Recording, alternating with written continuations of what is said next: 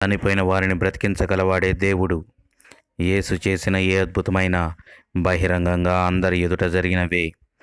ఆ సమాజపు మందిరపు అధికారి, ఆయన పేరు యాయీరు, ఆయన యేసు వద్దకు వచ్చి ఆయన పాదాల మీద పడి తన కుమార్తె చావ సిద్ధముగా ఉన్నది కనుక తన ఇంటికి రమ్మని బతిమాలుకొనెను.